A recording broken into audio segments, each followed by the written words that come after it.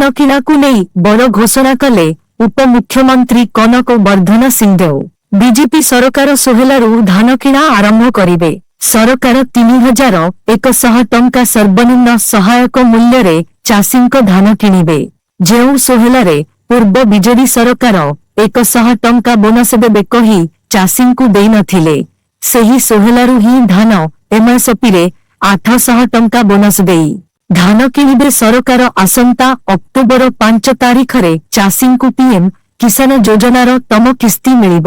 ପ୍ରଧାନମନ୍ତ୍ରୀ ନରେନ୍ଦ୍ର ମୋଦି ଚାଷୀଙ୍କୁ ପିଏମ୍ କିଷାନ ସହାୟତା ରାଶି ବଣ୍ଟନ କରିବେ। ପ୍ରତ୍ୟେକ ଜିଲ୍ଲା ସ୍ତରରେ ଚାଷୀମାନଙ୍କୁ ନେଇ କାର୍ଯ୍ୟକ୍ରମ କରାଯିବ ବୋଲି ଉପମୁଖ୍ୟମନ୍ତ୍ରୀ କହିଛନ୍ତି। କୃଷି ଭବନରେ କୃଷି ଯନ୍ତ୍ରପାତି ମାନୁଫାକ୍ଚରର ମାନଙ୍କୁ ନେଇ ଉପମୁଖ୍ୟମନ୍ତ୍ରୀ କନକ ବର୍ଦ୍ଧନ ସିଂହଦେଓ ବୈଠକ କରିଛନ୍ତି। ରାଜ୍ୟ ସାରା ହେବାକୁ ଥିବା କୃଷି ଯନ୍ତ୍ରପାତି ମେଳା ପୂର୍ବରୁ ବୈଠକ ବସିଛି। ଟି ଜିଲ୍ଲାରେ କୃଷି ଯନ୍ତ୍ରପାତି ମେଳା ଅନୁଷ୍ଠିତ ହେବ।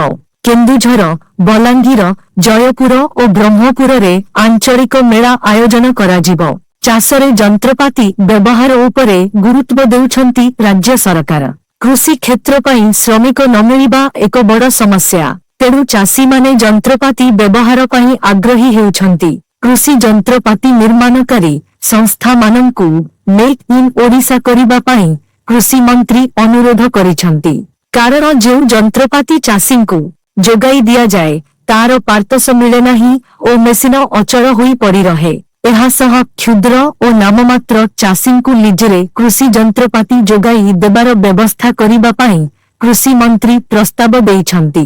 ସେପଟେ ଦୁର୍ନୀତିକୁ ବିଜେପି ସରକାର ବରଦାସ୍ତ କରିବେ ନାହିଁ ବୋଲି ଉପମୁଖ୍ୟମନ୍ତ୍ରୀ କହିଛନ୍ତି।